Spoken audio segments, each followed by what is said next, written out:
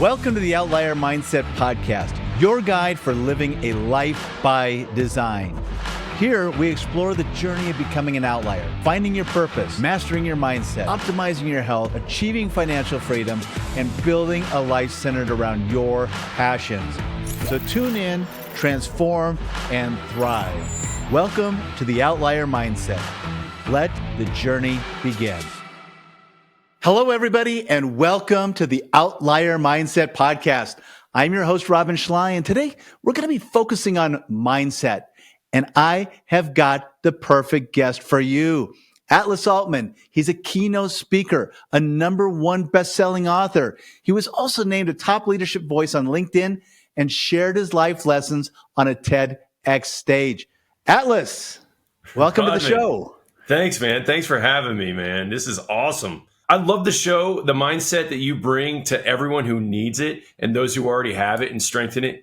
Oh my gosh, man, it's so powerful. So thank you for doing what you do for the world. Oh, yeah. No, and thank you too, man. I'm really excited to get your message out. Our listeners are going to be eager to hear what you got to say. Now, you've got a really unique background too. Yeah. I don't get a lot of people who come from the background that you came from on the show. Why don't you give us a little bit of your history? Absolutely. Yeah. So I'm an Army brat. And what that means is I was raised by Army folks. My grandfather was the first one that raised me, and he was a Green Beret. This is his shadow box behind me. And he was in the Special Forces. He started a lot of really good things, and he was a man's man. And so my mom had met another man who later became my dad and adopted me. And he was in the Special Forces community. And so all I knew was Army, right? So that's why they call us a brat. And so we moved around a lot. And then I really made my mom mad. I mean, I really made her mad. So my whole life, she was trying to get me to go into military. That's why she named me Joshua Michael. And she frequently, she told me this often. She's like, that means leader of warriors. Whenever you go in the military, you're going to be a leader. And so I was always prepping for that. And then I joined the Air Force. She took that as a slap in the face. And then the Air Force journey has been awesome. Over almost 3 decades, I got to work in the previous administration's White House, the Obama administration to be exact, and a lot of special operations units. I got to command.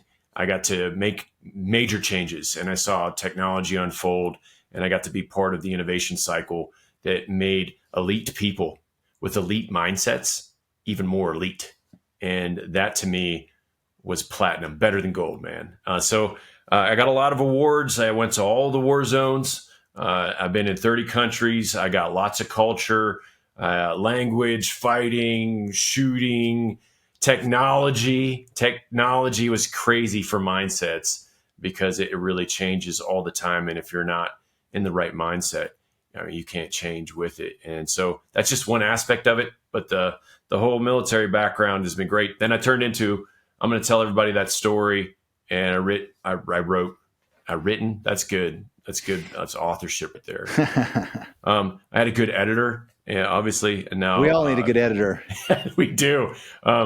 We have written. My son and I have written 4 best-selling books for kids on leadership, and then my last book just went out on leadership, and it's #1 in 12 categories on Amazon. So I turned that into stages. People want to hear the stories, and now I do a lot of podcasts because there's a lot of people getting a lot of help from shows like yours. And if I can be a part of that and help people, I just want to do that. And that's just where I'm at now. So there you go. Perfect. So you went on your military journey. So is that when you found mindset? Is that when you started working mindset? I can only imagine that being in those roles is very aggressive. And I would think very mentally taxing. Yeah, man. No, I'll say, my grandfather, he often taught me things about mindset because when you're in special operations, the first thing they teach you is mindset. The reason why you're different and unique and better than everyone else is because of your mindset. And that's just plain and simple. So your mindset sets everything up. The way you take care of your body is a mindset. What you put into your head. Now with social media, right? You have that as an option, but books, how you're spending your time. That's all a mindset. All of the things that go into a life are a mindset. So my grandfather started it off early. And I started doing things differently as a kid. And I won a lot of awards as a kid too, but that wasn't really what it was about. It was just always about the lesson. And physical lessons were always something that were very important to my childhood self, because my dad emphasized a lot of team sports. And so I started it there, but it really calcified when I was in the community. When you're around a bunch of alpha type personalities, you have to adopt an alpha type personality yourself. And in order to be a leader of leaders who already are at an elite level, you have to raise your standards every day. And there's no difference between that and being an entrepreneur and being at the top of your space, because no one teaches you how to do that. You have to teach yourself, and it's all in here. So this all started with your grandfather. I mean, Yeah, your grandfather was the guy who brought that mindset into your life early? Yeah. I mean, so my great grandfather was a police captain in Boston, and he used to often tell us the story of him bringing the Boston Strangler to jail. So he was there, and then my grandfather went into special operations, and then my dad just continued that journey, and he kept pushing me into excellent places. So I had a very well-rounded childhood, even though I was adopted and not around my real family. My adopted family definitely made me go into a different space in the mindset journey. So a lot of people who aspire to be great come from a very bad background, and everyone's got their stories, man. Everyone's got bad stuff in their childhood, and I'm no exception to that. But it's what you do with that determines where you're going to go. And so I learned that early, man. I mean, I learned that early, that whatever's happening doesn't define you. And let's see where we're going to go from here. Yeah, no, for sure. I kind of feel like that's one of the big things. And two, for you, like mindset, when you think about the journey that you went on, there's a lot of entrepreneurs that have come in here and they want to understand mindset, how to make themselves better. Yeah. But their mindset isn't life or death. Their mindset is going to dictate how well they do in business, how well they do as an entrepreneur and such, which is essential. That's important. Yeah. But for you, every day, it seems like you would have been putting it on the line. Your mindset had to be right because it was life or death. Yeah. My mindset was always about life or death. In fact, my last job, I was a director. My last combat job, they pulled me out to be the Joint Special Operations Task Force communications director. And what that entailed was making sure that the most elite people in the world could do the most non-fail mission without having any problems communicating to whatever they needed to do. And there's a lot more than that. But the simple form of that, when I told the team, I brought the team together, I said, hey, there will be no books written while I'm here. There will be no movies made while I'm here. Because if we fail, people die. And the wrong people die. Yeah. And we don't want any of the Hollywood glam stories to come out. And they, luckily they didn't. We had some really good teams too, though. I mean, it's a big conglomeration of, again, mindset. The people that I got to work with were at the top of their game because they chose that life. And I chose to be in that community, which meant I chose to improve every day, physically, mentally, spiritually. Everything that I could do to be better every day, I was waking up and trying to do that. And I got a hack for that, right? Who doesn't? So right. My hack is very well documented, but it's super easy. It's 3 steps. And I've never shared this with anyone, but it goes like this. The day before is where it starts. So you can start your journey at night, right before you go to bed. You look at your day. Like last night I looked and I saw this show, and then I saw some of my business things that I need to take care of, and I saw my real estate things that I need to take care of, and I started looking at it last night. And I put it all on the calendar, right? And tonight, before I go to bed, I'm going to review what I did today. But the trick is this. Why I did that, my brain started to engage last night while I was sleeping. And this morning, things are smoother because my subconscious already worked out how this is going to work. My subconscious already made this easier for me to grease the skids and make the right decisions, to go to the gym, right? That's just what I did this morning. To make sure that I'm stretching out, which is what I did this morning. To make sure I had a healthy breakfast, which is what I did this morning. To make sure my lights are set up, everything's set up, right? My subconscious helps me do that, and I started the night before. And then my accountability comes at the end when I look back at that calendar and I said, did I do everything that I was supposed to? Yeah. Because most of the time I'm adding things to the calendar. How many people do that? I do. I look at my calendar as a checklist. Yeah, I have a feeling your calendar would look a lot like my calendar. Packed, but very productive. Yeah, it's not work if you love doing it. So, whenever you add a couple more reps into it, I'm rocking out over here. Yeah. Well, and it's funny you say that. You're talking about it's not work when you're loving what you're doing. In life, they say that 10% of people know what their purpose is and only 5% are truly executing on their purpose. They're building their life by design. I think that's horrible. 5 out of 100 people are getting up every morning excited about what they're doing. Life's too short to not be living the life that you want to be living. You just never know. There's just no guarantees. That is so true. Harvard did a study in the 80s of MBA graduates, and they said, hey, guys, congratulations. Do you have goals? And 10% of them have goals. And they said, okay, did you write them down? And 5% of that 10% wrote their down. And they said, okay. So they came back 10 years later and they said, of all the graduates, what's going on? And they used, like everyone, salary to determine the success. And they found that those who had goals made double the amount, and those who had them written down made 10 times the amount, or something crazy.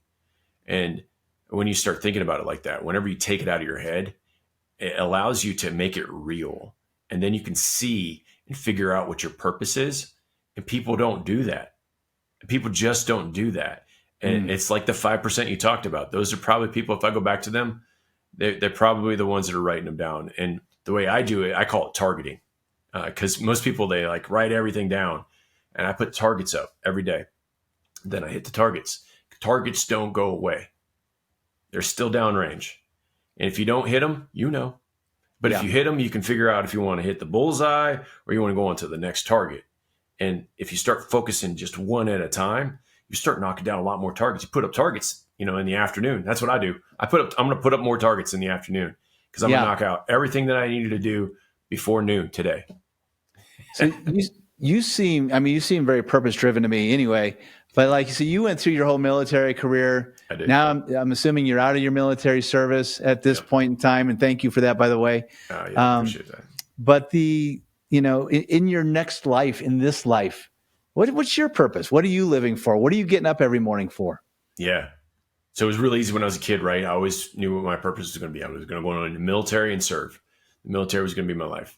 And then as I started going through that journey, I realized that that's going to get broken down even farther. So what did I want? I wanted to do command. I wanted to help people. I wanted to make sure that the right people are doing the right things and, the right places, and they could be as effective as possible. So I had all that journey. And then before I got out, I started thinking, now, what am I going to do? Who am I? Right. So during my process of all of that processing, I had to figure out what I was going to do when I grow up. Everyone's still got that question. Like, what are you going to do when you grow up? Yeah. So for me, I was a servant leader. That's what people like to say. I'm a servant leader. Well, the word sergeant in the military, it comes from what they like to call Latin, but it actually started with Greeks.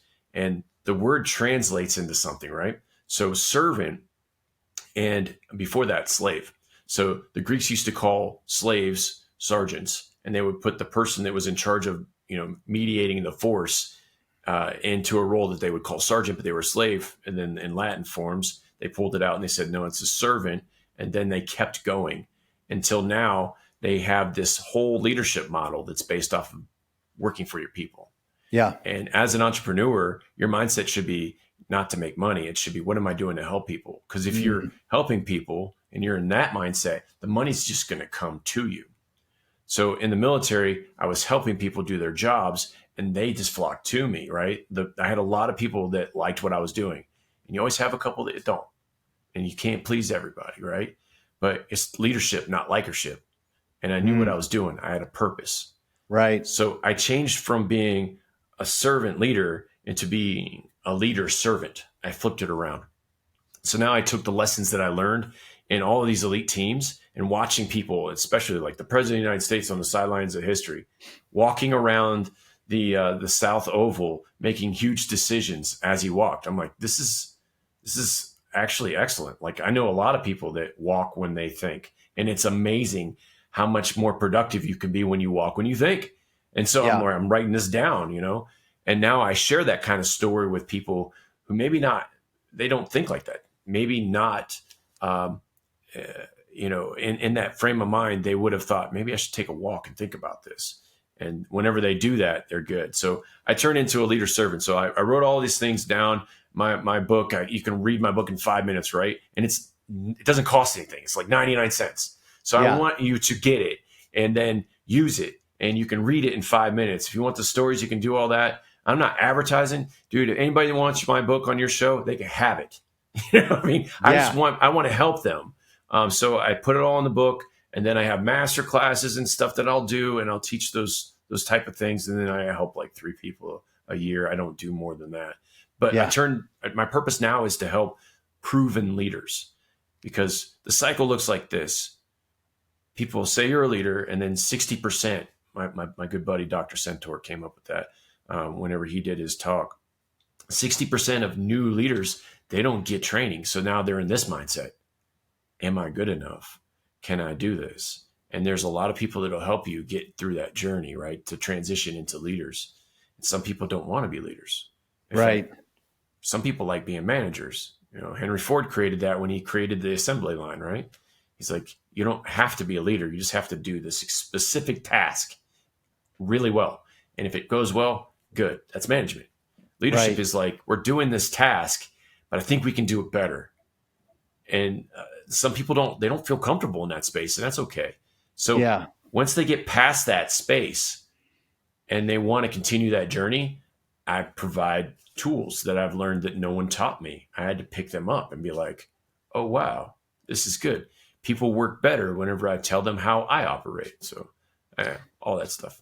Well, they say you're best suited to serve the person that you once were, right? Oh, yeah. And so you've taken a combination of who you are, what you stand for, what you love, and now you're sharing it. You're passing it down. You're like, that's like phase 3 in life, where you're taking everything that you've accumulated knowledge-wise, mindset-wise, and you're just giving it back. You're passing it back down.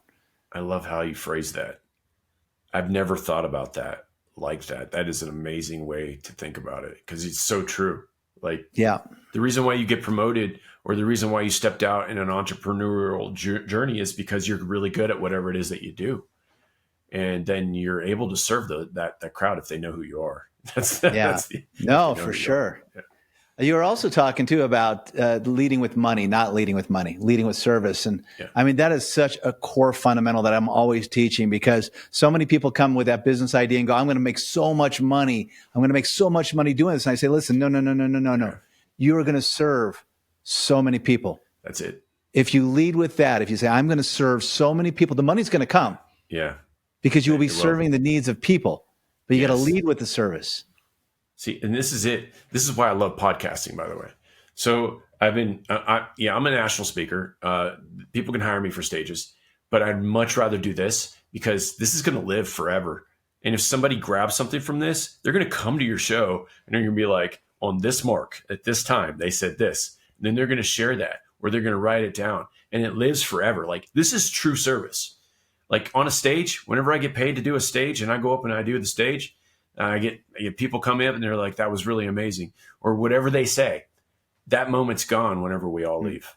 Right. This lives, and they can always come back to it. So I really started transitioning into this space because of just what you said. It's a service. If I can provide you with any help and I can do it here, I'm going to do it. That's what we're about, right? No, I mean, that's leading with service. And there are plenty of people who don't. They go the other way. Yeah. There are plenty of selfish people who make a lot of money, but it's not as valuable. It's not as, I mean, it's usually a quick hit, or they're doing things with shortcuts. But those people who really are getting up and saying, I'm going to serve, and I'm going to serve others, and I'm going to give them the value that they need. I'm going to help them, lift them up. I'm going to help them get onto their purpose. I mean, these are the kind of things that's like, this priceless, right? Yes, it is. Like, what do you want your legacy to be whenever people who you accumulated over your life come to your funeral? What are they going to say about you? Yeah. What are they going to tell your kids? That's your legacy. What are they going to tell your kids and your grandkids and all your other family that shows up to honor your life? I mean, what are they going to do? What are they going to say? I don't know. Yeah. We teach a lot about regret.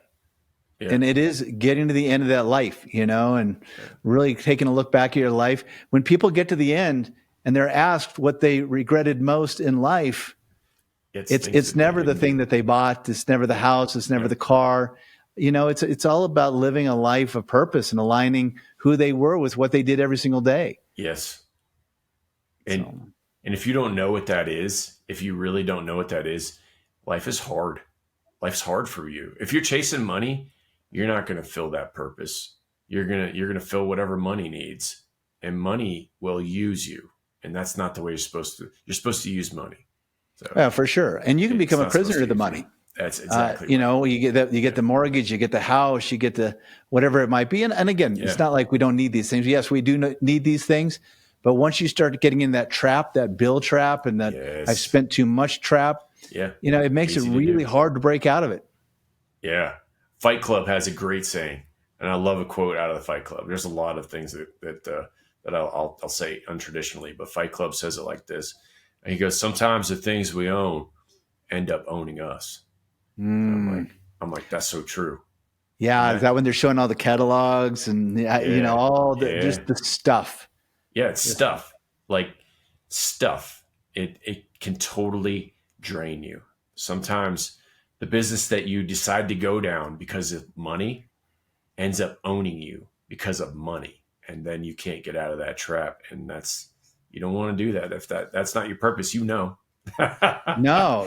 for sure. And, it doesn't really even matter. If you think about just historically, thinking about our ancestors, like I'll go into a room and I'll talk to people about our ancestors and I'll have them put up their hands and say, do you know your grandfather's name? The whole room goes up. Do you know your great-grandfather's name? 75%. Yeah. Do you know your great-great-grandfather's name? And like all the hands come down. Wow. Right? Yeah. All the hands come down. And this is their family. This is their family. That's where they came from. Yeah. And none of that stuff's going to matter. The car's not going to matter. The house isn't going to matter. It's going to belong to someone else. Somebody else is going to be living in my house. Absolutely. And they do it all the time. Somebody's going to own all this furniture. All the time. Yeah. So it doesn't. So why get caught up in it? Yeah. So there's a Jim Carrey quote that's floating around right now. He's like, I wish everyone had all the money that they ever wanted and everything that they ever asked for, so they could realize it doesn't mean anything. Right. No, and he's right. I mean, that's such a great quote, and it's just so spot on, because it really, at the end of the day, none of this stuff, when my mother, I lost her to cancer when she was 69 years old. So she died a little bit early. But I remember, the spats that she used to have, or the money things that she used to fight against all the time. But, then you're gone and none of it matters. None of it. There's not a single argument that mattered. There's not a single piece of furniture that mattered. There's not anything that really mattered at that point. It's so true. It's so true. And it's hard to detach yourself from something your parents have valued so long for, they worked for.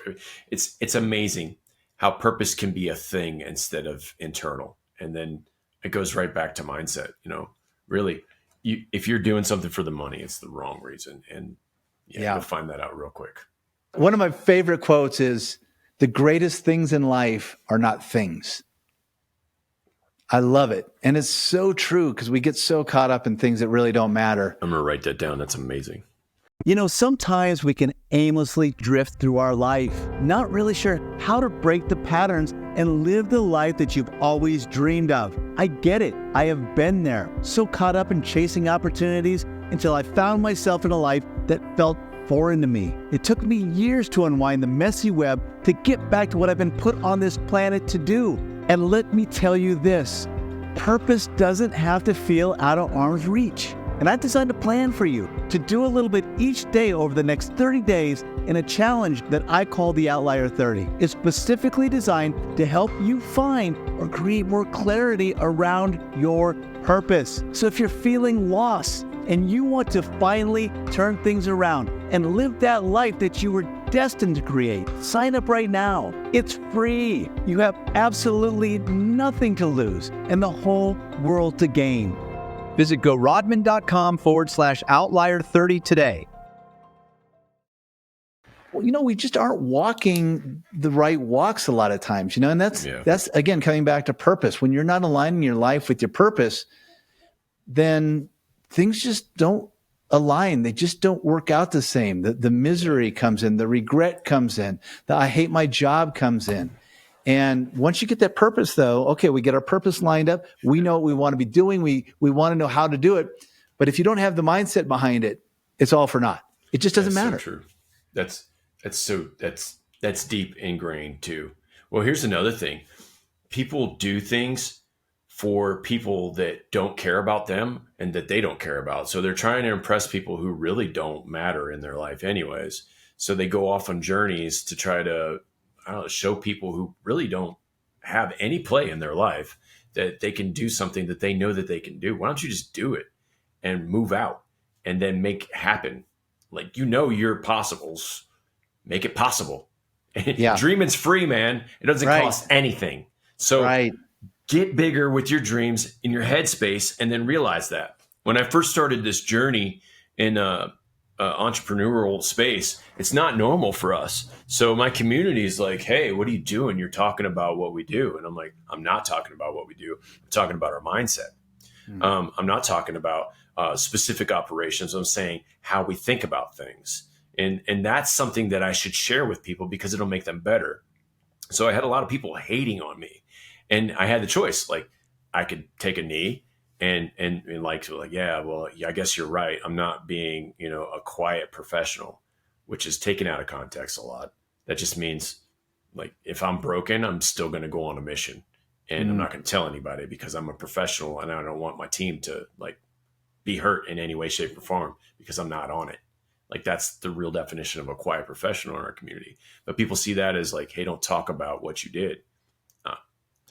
I'm going to tell you what we did. We did some really crazy, amazing things because my headspace was bigger than a lot of people's. And I'm not afraid to claim that because I thought about things and I acted on them. I didn't just think about things and sit there and keep them to myself. I involved people who were crazy, wicked smart to do crazy, wicked things. And then as they unfolded, I got lucky somehow because people always like to throw that at me. And it's, I got a red beard. So, they just think I have a clover in my pocket or something, and back to the traditions, man. If you know where you come from, it'll help you figure out where you're at. Like, okay, my lineage is in a book that I asked about when I was younger. And I went down all the way to when we were kings in Ireland. And if you know anything about Ireland, it's been at war for a long time. There's been a lot of kings. So after we were kings, we became pirates. And we were concerned about like how we as our tribe would make it out into the world. And then we went into the church of all things. And then we went into journalism. And then we went into military. And now we're here, right? So knowing that journey and what's built into us helps us figure out where our comfort zones are going to be and where we might need to find somebody else who's comfortable in another space that we're just never going to be good at. Mm-hmm. And for me, that's numbers. I don't do anything with numbers, man. I mess them up. Not your thing. That's okay. But you gotta know your weaknesses to really be able to capitalize on your strengths. Yeah. My buddy Ambrose wrote a book on like small financing. It's a Wall Street Best Journal. But in that book, he says this. He said, every entrepreneur should have three things. And it's the ABCs of Entrepreneurship, right? It's an accountant, a banker, and counsel or lawyers.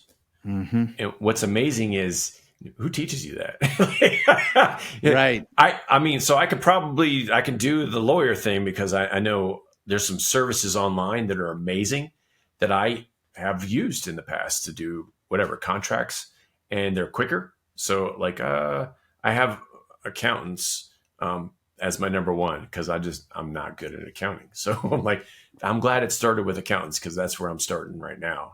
It's back to accountants. This is a season, always a season for accountants, man. So that's been phenomenal. Knowing myself, I'm not trying to go through the grind of trying to do all the numbers and then having that own me for a couple days, and then my headspace is off and my business suffers from that. It's all part of it. But a lot of people don't even know who they are. I mean, they let society tell them who they are. And that starts when you're a little kid, when you're going to class, what you need to wear to school, how you need to sit, how you need to answer. I mean, we're trained from little kids to be told how to be and what to do. And then breaking out of that, though, once you figure out who you are, what you know you are to be, then that's when you can start to break out of those cycles. But so many people carry that in their adulthood, and they're not living true to who they are inside. Right. They're living a life that society is saying, this is what we think you should live. This is how you should be. And that could be our parents. It could be teachers. It could be peers. It could be whatever. Yeah. But it happens all the time. It happened to me. I mean, my personal journey was I came in with absolutely zero rank at the very bottom. And the people that I was around were like, why are you trying harder? We don't do that. And I'm like, because that's just who I am. And then I got promoted before and they got mad at me. Then I ended up in a new cycle, and I was doing the best that I could there. And then they hated on me there, and they were always trying to pull me back. And they were like, we don't do this and that. I'm like, you don't do that. I do. So there's a difference between me and you, and that's okay. And then I became a commissioned officer, I had to go through my degree program. They picked me out of a whole bunch of like thousands of people to do this thing. And they're like, it's because you're lucky. I'm like, is it? Or is it because of the decisions that I made to be just a little bit better than everyone else? Because that's internal to me, right? And then as that happened, I started winning command awards and leadership awards. I became a top 40 under 40, and everyone's calling me lucky. And it's not. It's not. Right. I'm lucky. It's that I chose to not live the narrative that you put on me. And that narrative says that I had to go to school. I have 4 degrees, but like I have a whole thing on. I just don't believe they taught me anything about what I'm doing now. Right. But they gave me a great network, so I'll tell you, schools are great for networking. I don't believe that you should save your money. Money's not meant to be kept. You put your money with other money that makes money, and it makes money babies, and you have more money, and then you can give it away. Like money's meant to be given away to help people. It's a tool, not a thing. So I have a whole mindset thing shift on that. I don't agree to that narrative. I don't think we should hold on to things that help other people because I was part of a group that was, super elite, and any of the things that I can learn and share with that, I do. Like breathing techniques, I teach you how to breathe and you can calm yourself down. Why am I going to hold on to that? That would do nothing for the world. And This is the narrative that's always thrown at me. Don't do that. We don't do that. Who is we? I don't speak French. Yeah. Well, I think that's why it's so important to have that tribe, a really good tribe around you. I mean, so many people talk about, the people in their life, but they don't understand how critical it is. I mean, it's like uber critical, meaning, I don't know if there's much more important than to have really good people around you, because like you said, there's going to always be people, and people don't even know what you're doing or what you want to do, but they'll have an opinion on how you should be doing it. Yes. And then always. We take and we'll often value those opinions more than we value our own opinions. It's ridiculous. Yeah. Why is that? I don't get that. Man, everybody wants to bring you to a level that they're comfortable with, not the level that you can achieve. So whenever you start achieving more than they expect you to, they try to pull you back down. One of my best friends, he ain't going to listen to this, by the way, so I'm going to say it. One of my best friends for the last 30 years has been an advocate. He's like, hey, man, you're doing great. I'm so proud of you. You're doing great. I can't believe you got that promotion, amazing. And then I start going higher than he's comfortable with. And I sent him so I got a note from the Joe Rogan podcast, and they're like, hey, I'm going to send this to Joe, see if we're going to bring it on. I sent it to him, and I was like, hey, man, if you could pray for me, that'd be awesome, or something, And he 2 days later, he responded. He's like, hey, man, I'm traveling. We should catch up. I'm like, not what I expected. So you got to assess your relationships, man. And if they aren't where you need them to be, you need to assess them out, and that's okay. Yeah. And it goes right back to your circle. My whole TED talk is that, and my way of saying it, and the way I say it on the stage is, be careful who you let in your life, because they will change it. 100%. And so the studies on this are the top 5 people. Jim Rohn came up with that, right? The top 5 people in your life. Yeah, the average of the top 5. Yep. So I changed that. It's your top 5 plus your social media profile. And if you pull it down, it's really only the 2 people you spend the most time with and your social media. So right Right. now, you have more ability to be around the top performers than you ever have in the world, because guess what? They're all on social media. So you want a different mindset? Guess who does that? You. Yeah. You should be following you.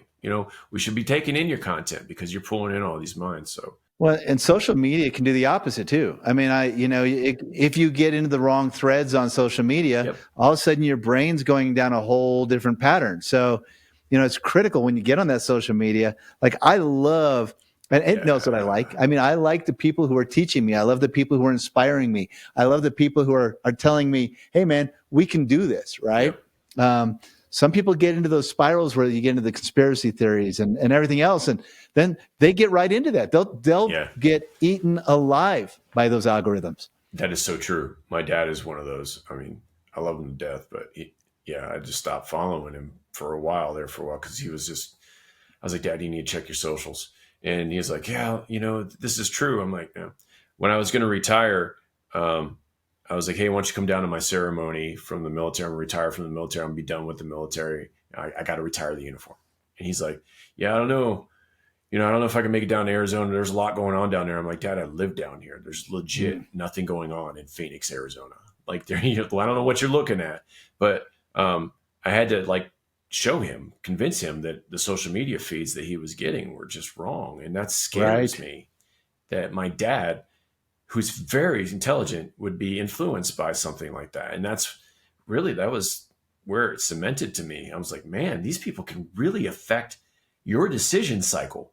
And your decision cycle is what's in your mind. And whenever your decision cycle and your mindset shifts, your life does too. And that limiting behavior, the limiting thoughts, man, that scares me because you're not able to grow. That's when you start going the opposite way. And I don't. No, I get it. And we're in the election year on top of it, which means you're going to have to be sorting it all out. Right. So I don't know, we'll just get our algorithm straight so we don't have to deal with that garbage, garbage in, garbage out, so we'll keep it clean and get that good stuff in there because it is a powerful tool to have access to so many incredible people. Really is. Just in general, when I was growing up, we didn't have that. I'm in my 50s now. I didn't have social media. Hell, we didn't even have the internet for a while to really learn the things that we can learn now. So I text Ed Milet, and he texted me back, and I was like, this is crazy that I could talk to Ed Milet. You know what I mean? I was like, well, I can't believe I'm talking to Ed Milet. And I watch him a lot. I watch a lot of his programs, and he's great. He brings some fantastic people on the show. And I was just like, what? How is this possible? There's no way I could have done this 10 years ago, 20 years ago, 30 years ago, especially 30 years ago. I pushed a message to President Obama a couple of days ago and asked him if it was okay if I could share some of the photos. Like I have a picture of me and him on Air Force One, but I know he's a public figure, but I still respect his privacy. So, I sent him a message on one of the platforms. I was like, hey, can I use this photo? Basically. Right. But I remember the times when I was talking to you, at the golf course or, just shared some personal things and thanked him. And there's just no way I could have done that in the past. Right. So the world is open like it never has been before. And people are failing to see the window that is right in front of them all the time. Yeah. Well, and it's smaller. I mean, the world is smaller. I mean, it doesn't matter. I mean, I've got people that I know all over the world that I love and I care about. And, when I'm serving, it's kind of like we used to be so uber into serving people, maybe in the US or what have you. But it's like there's this world that needs the positivity. It needs the mindset. It needs help finding purpose. The whole world could be such a better place if we can help people along the lines. Yeah. And luckily, that world has gotten so much smaller.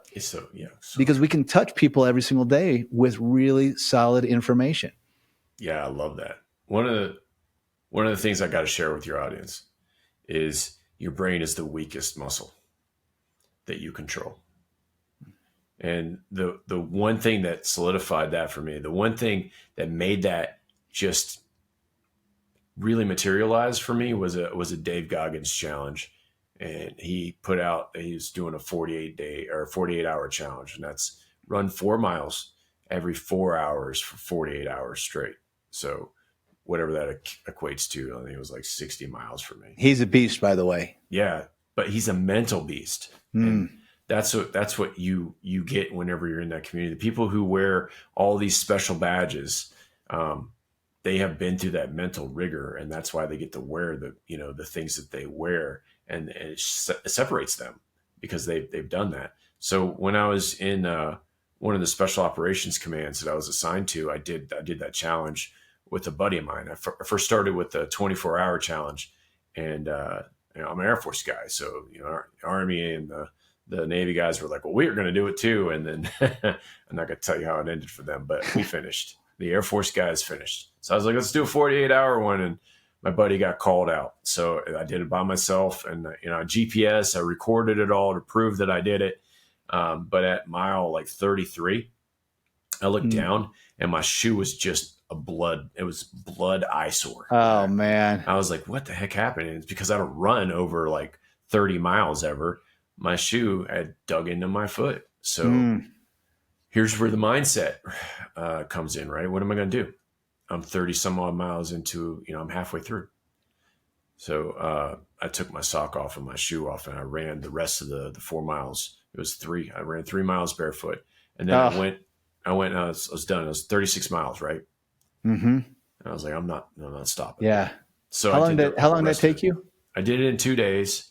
I did like 60 odd miles. I did extra because I wanted to, if anyone tries this, I knew where I was, and I knew that if I could run barefoot for 20 miles, I can run another 4 miles, no problem. So I just did another 4 miles on top of it, just to prove it to myself, not for anyone else. Yeah. And I'll share the story as something that anyone could try, and they could do it with anything. I just did it with running because I hate running. I'm not a runner. I'm a fighter. I hate running. So if I absolutely hate it, Dana White said this. He goes, if I hate it, I have to do it. And I was like, I actually did that. And it's so true. If you force yourself to do something that you hate, the mental breakthrough that you get from that, it blows up your mind into other opportunities, because things that you thought were hard are no longer hard. You did something that's hard that people don't do. So that's great. Yeah. I met a gentleman who does rucking. Have you ever heard of rucking? Yes, I have. I've done a lot of rucking.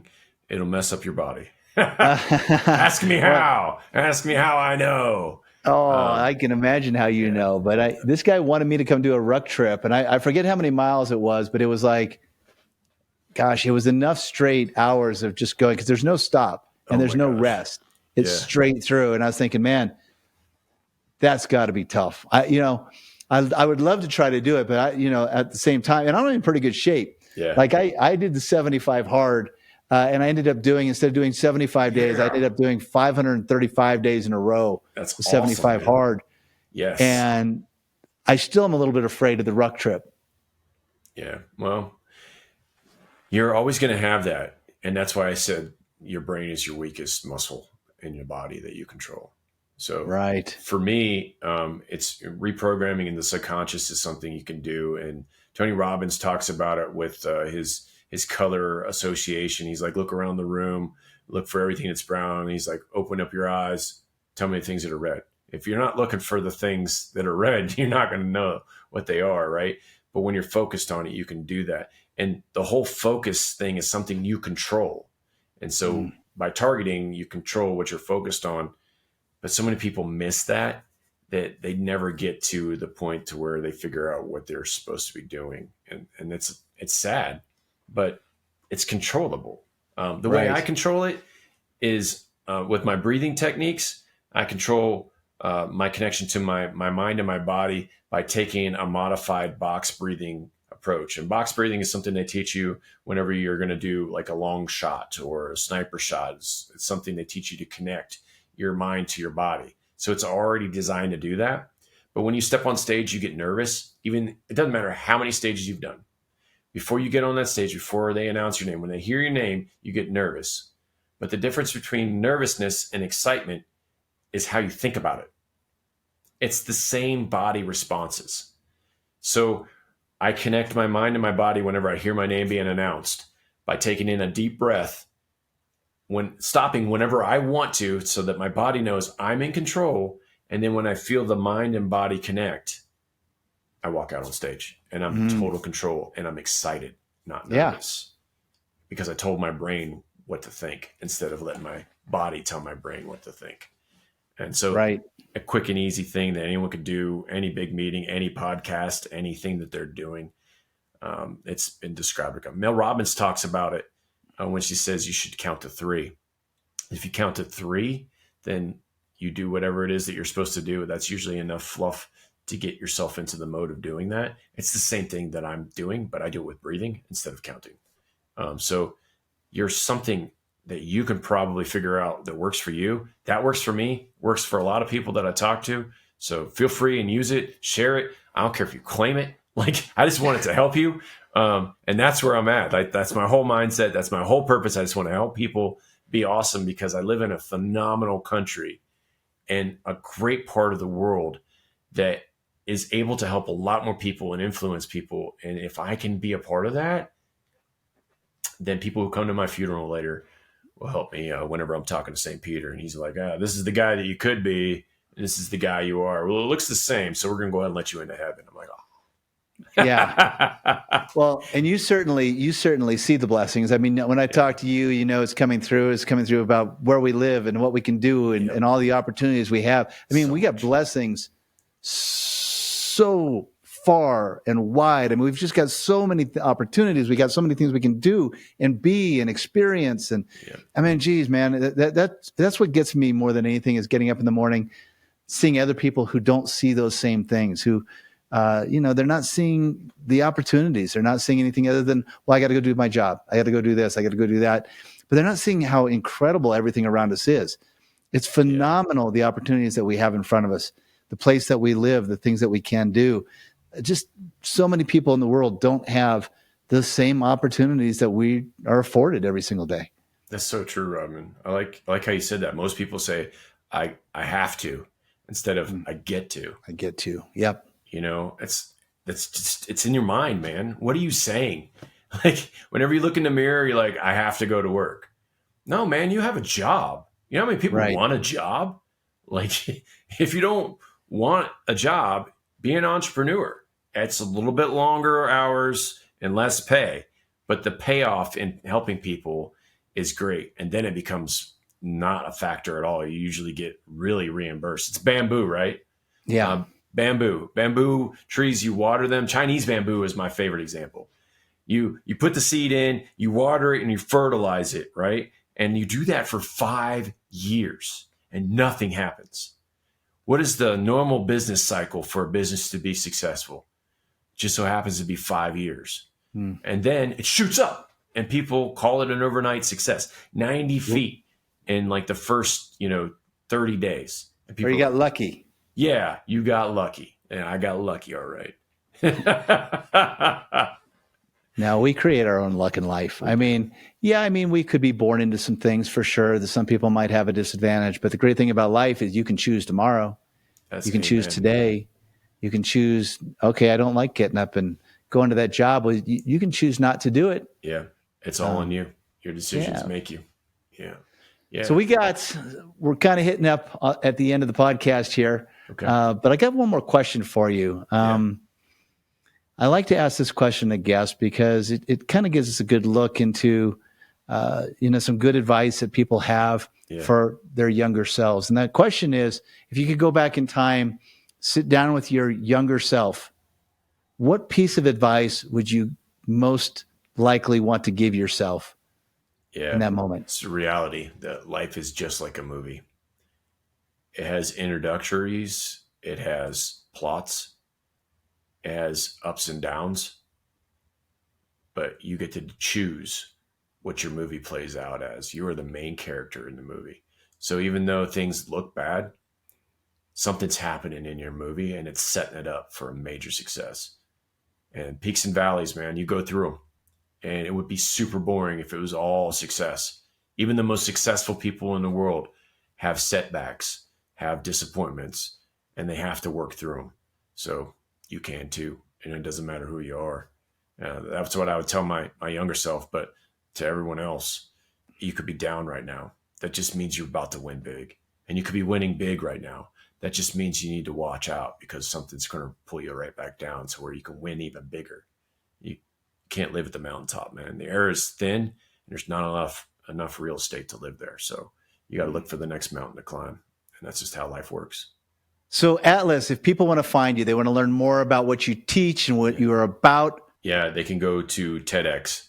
If you Google Atlas TEDx, you'll see me standing on stage with Start With Who. And that is my whole philosophy is you can't lead anything but people. So we need to start with people. The decision cycle there, yeah. Atlas, thank you for being on the show today. I really appreciate you. Great advice. Going to be helpful for a lot of people out there. So thank you so much for being on the show. This is phenomenal. Thank you so much for all you do, man. Of course.